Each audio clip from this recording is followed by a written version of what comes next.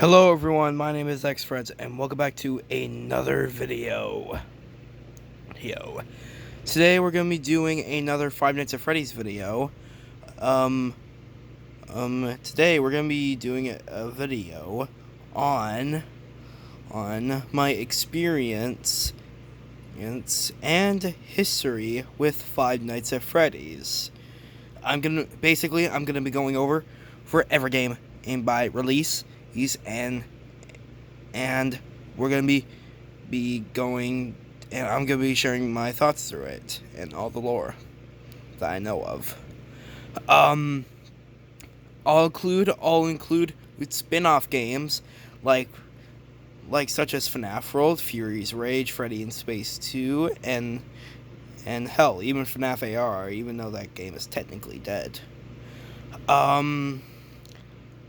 These are all my personal opinions, and all the footage that I may or may not use in this video will not be mine. Also, this thing right here, this is an upcoming video on my channel. How will I be able to do it because I can't record on my phone? You will all see how it will work. Without further ado, let's get straight into this.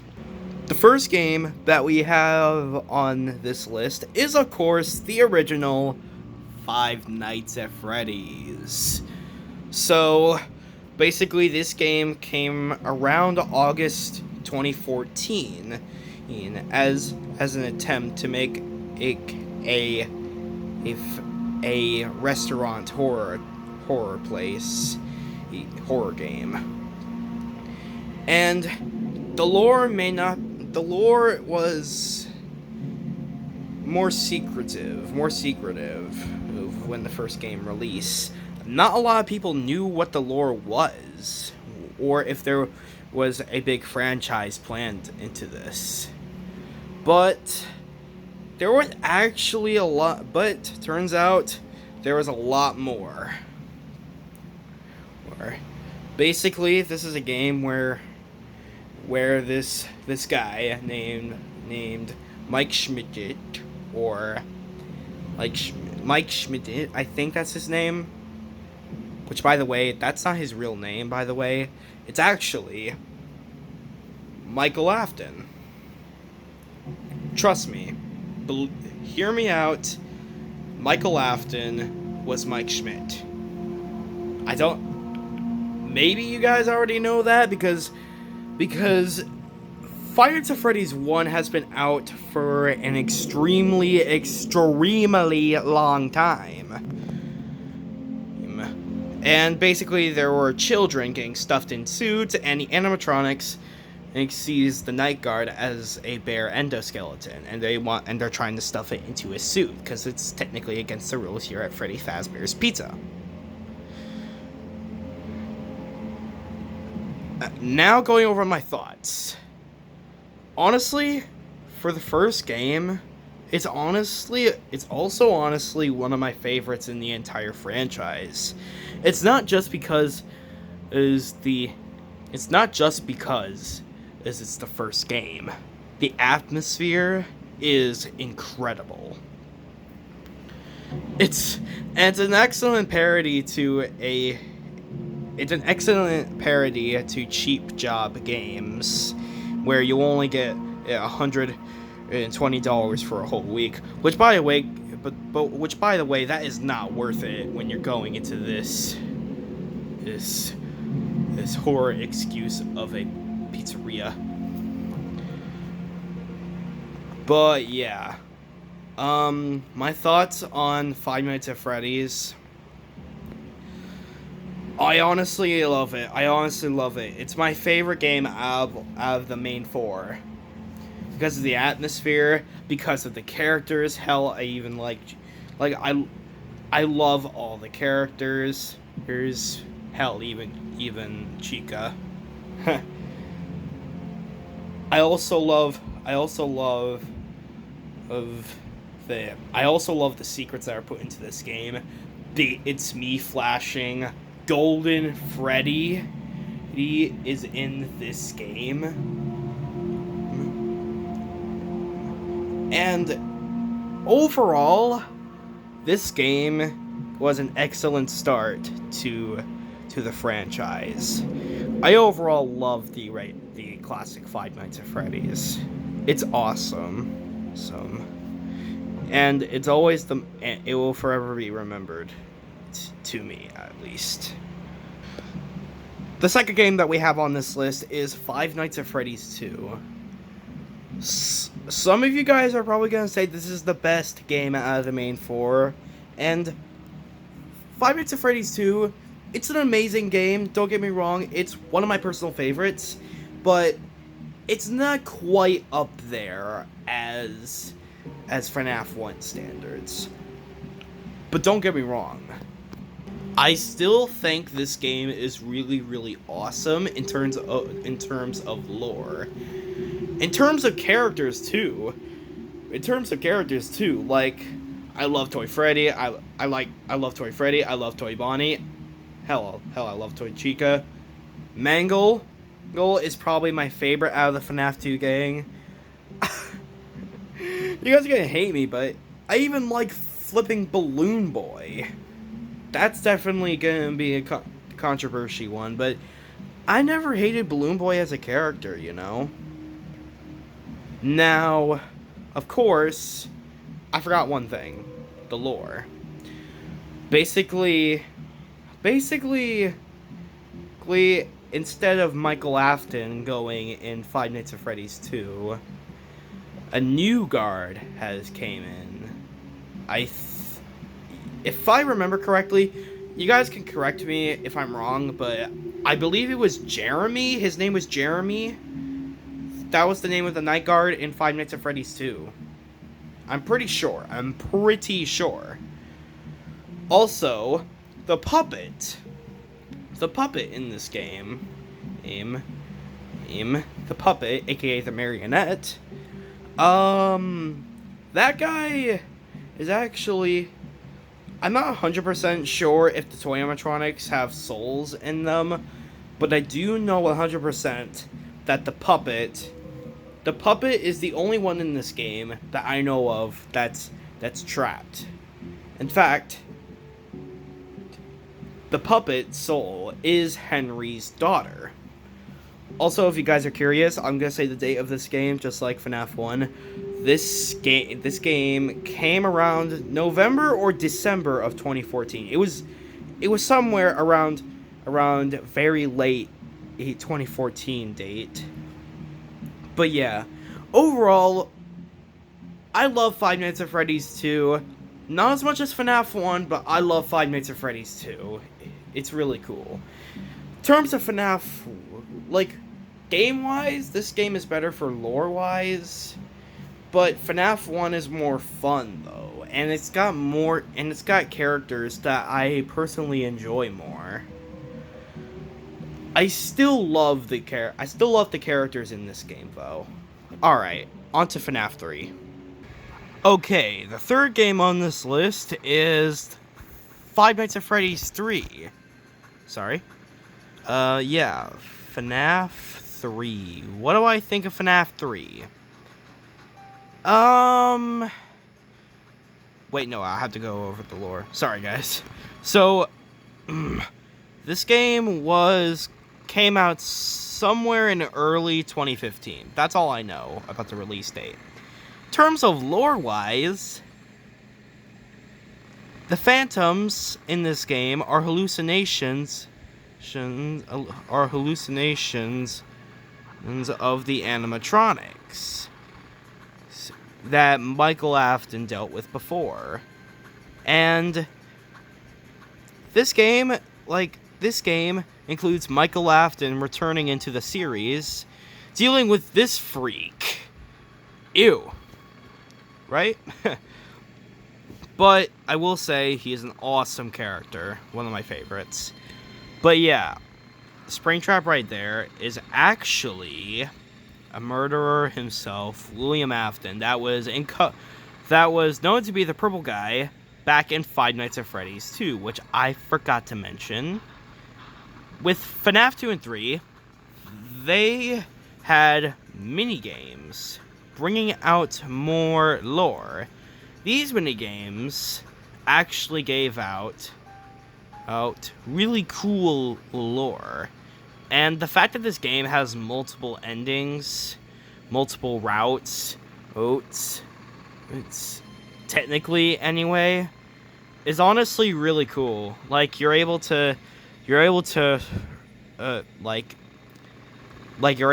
bring peace to the souls, or you can just go straight into the nights like any other Five Nights at Freddy's game. And to be honest, guys, a lot of people were disappointed by Fnaf 3, but honestly, I don't think it's as bad as people say it is, though. It is boring, I will have to say, but I don't think it's bad, though. I think it's actually pretty decent, actually. My main problem with Fnaf 3, though, is that truly there's only one animatronic that can kill you. That would be Springtrap. Which makes sense, since he's the murderer of the franchise, and I do think the Phantoms are really cool concepts, but also, they're really annoying. Especially Phantom Foxy. I don't like Phantom Foxy. He's extremely annoying. He's probably the most annoying character in this entire game, in my opinion.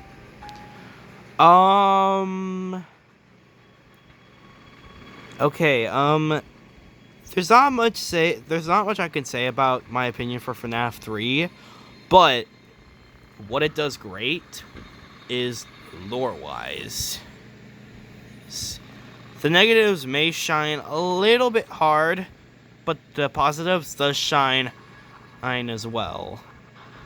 Especially with the soundtrack being some of my personal favorites in the entire franchise. But yeah, that's all I can say for Fnaf 3. Not much to say for this one, other than it's okay. Alright, the next game on this list, probably the most controversial of all the Fnaf games. Yeah. It's Fnaf 4. Well, Fnaf 4, what can I say for it? Well, the thing is about Fnaf 4, guys, is that the lore in Fnaf 4 is so complicated.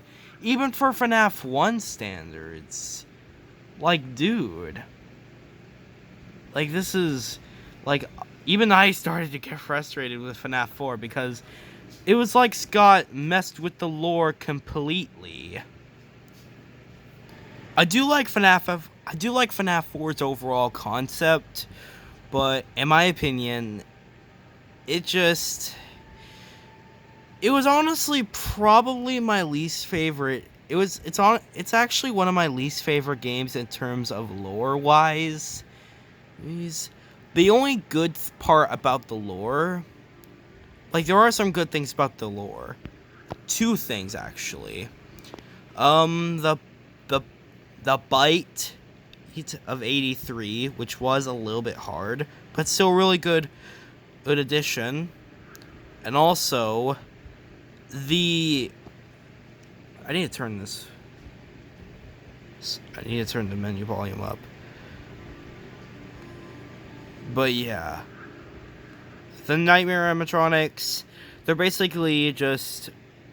technically illusions, kind of like, they're basically nightmares that the little kid, I'll try to think this. I think when from night 1 to 5, that's when you're playing the crying child. But when you're on night 6, you're playing as Michael Afton. That's where you play as Michael Afton. That's when Michael Afton is played as once again. Michael is being played through a lot in these games. But yeah, I guess this game is okay. Definitely not one of my favorites, but it is okay in terms of lore-wise. It's It's not that good in terms of lore-wise, but it's not terrible. I don't know. I guess it's okay. Hey, I never was really the biggest fan of Fnaf 4, if I'm going to be completely honest. The lore in this game was interesting, but the box in Night 7 really, really confusing, man. I don't know. But anyways, this was planned to be released at Halloween, and at Halloween was the Halloween update. I guess it was a decent update. It didn't introduce anything much besides the new animatronics. There weren't anything canon, really. But they were still really interesting and really, really cool. But, yeah. That's all I can say for Fnaf 4. Let's move on to the next one. Hopefully it gets better. Because this is where people start to leave the franchise, by the way. So, but yeah. Let's get out of this nightmare. Ugh. The 5th game on the list was Fnaf World. I'll turn it down a bit. But yeah, so this game came out in early 2016, and a lot of people got mixed responses for Fnaf World, but because there wasn't that much lore, but I did like, but yeah, I'll be honest, guys, I love Fnaf World. I love this game. Look at all those adventure animatronics. I'm sorry, but what's not to love? I mean, the lore in this game is pretty much inadequate now because of Scott hating it, and also because of Update 2.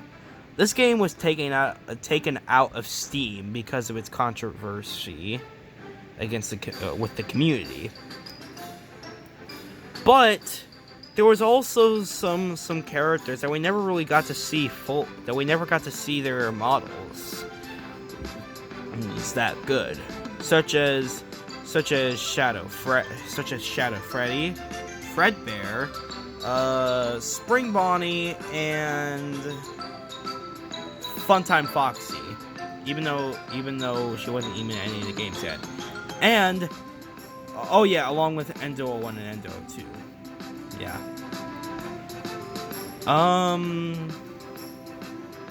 It also brought in a very interesting side character, Endo Plush, and some really cool other characters as well, such as Lulbit,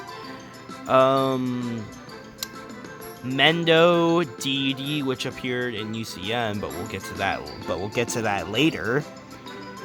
But yeah, overall, I love Fnaf World. You can fight me on that, but I love Fnaf World. It's honestly have to be on my top 5 favorites of all time. It's really good. Alright, for the 6th game on this list, we have Fnaf Sister Location.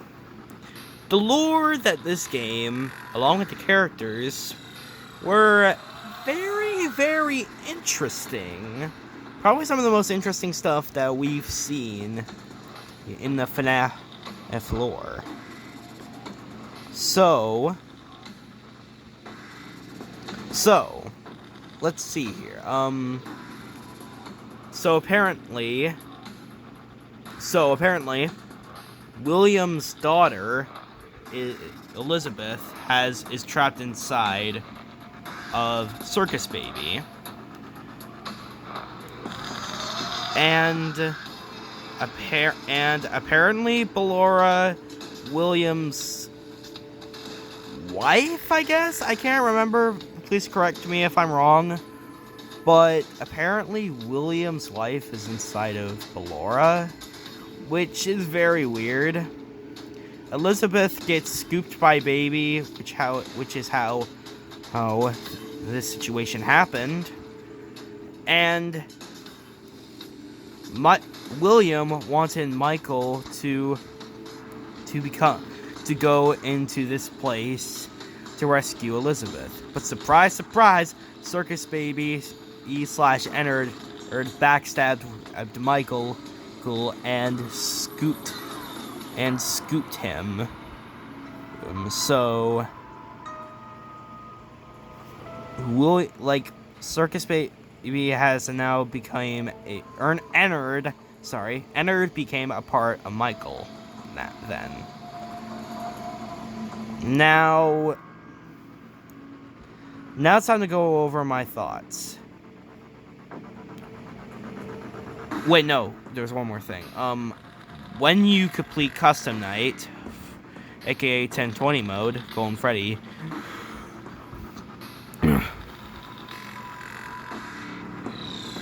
you'll see that